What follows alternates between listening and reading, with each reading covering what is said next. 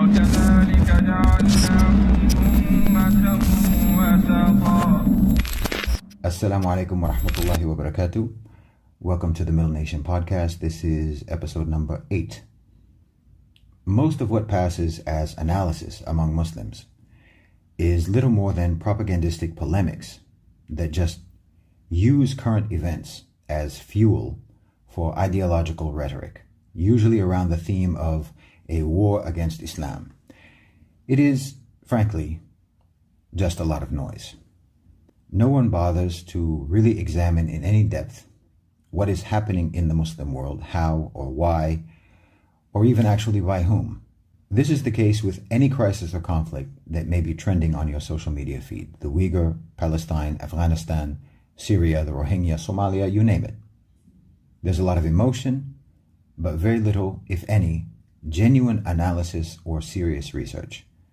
The same honestly applies to most other issues as well, cultural issues, social trends, religious opinions, and so on. Everybody has a lot to say, but no one really takes the time to look into issues carefully enough to understand them rather than just broadcast their knee-jerk reactions to them. So let me talk a little bit about some of the fundamentals of doing proper analysis.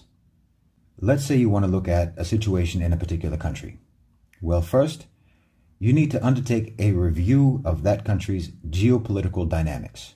That will include the literal geography of the country, and if appropriate, the region in which the situation you want to analyze is taking place. What are the geographic factors at play here? What are the constraints? Is this an urban or rural environment? Is it coastal, barren, in the mountains? What? Who are their geographic neighbors? What are the conditions there, and how do these impact the society? Then you also want to do a brief scan of the history, what has been going on before the current situation occurred.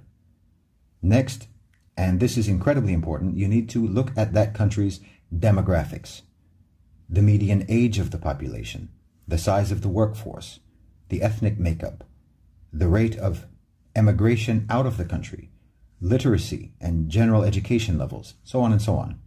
All of this will tell you, if you understand the ramifications of these figures, an enormous amount about the context of the situation you are analyzing.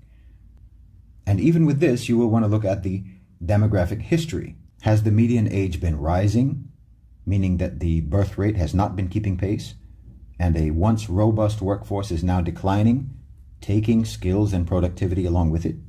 Does the country or region have a low median age, meaning its best days may be ahead of it? So on and so on.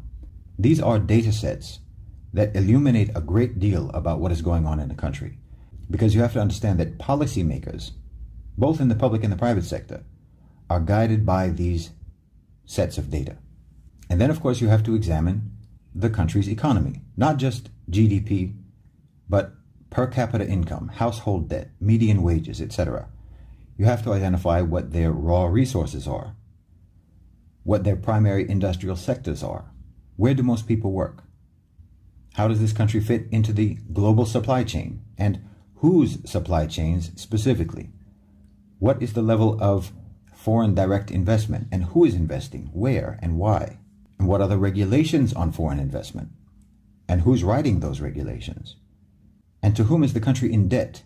How much is it? And since when? What are the terms of any loan agreements that the government has entered into? What's the role of the IMF or international development banks in that country? If there have been billionaires created over the past decade, for example, who are they and what is their business sector? What is their relationship with the ruling parties in the government? What's the wealth gap, and has it been growing? The answer is usually going to be yes. Again, the answers to all of these questions will reveal most of what you need to know to understand what is happening in any country and why. Now, it's also crucial, of course, to then situate the country or issue within the overriding context of global power dynamics, which I outlined briefly in the last podcast. Because no country exists in a vacuum, and every country is subject to the interests and agendas of the super sovereign floating imperial system of private sector corporate power, the crusaders of capital. Finally, the last step will be to process all of this information through interpretive Islamic knowledge to enable you to identify what it all means and ideally how the situation should be properly and constructively addressed. You'll have to process this information through Islamic values and principles, through our morals, through the Sharia and fiqh, and of course through the concept of maslaha, the public interest. Now, one of the other things that you will need to contemplate here is, what is Shaitan's role in this situation? What is he doing? Who is he using? And what are the predictable steps in his plan for achieving the outcome we all know he wants to achieve? Because no, there is not a war between the West and Islam. There is a war between Shaitan and mankind. And we just have to identify the modalities of how that war is being carried out so that we can determine how best to intervene and respond. Now, I know this may seem like a lot of work, and maybe it is. But if you're not willing to do this work, then just know that you are not being helpful or useful if you voice your opinion.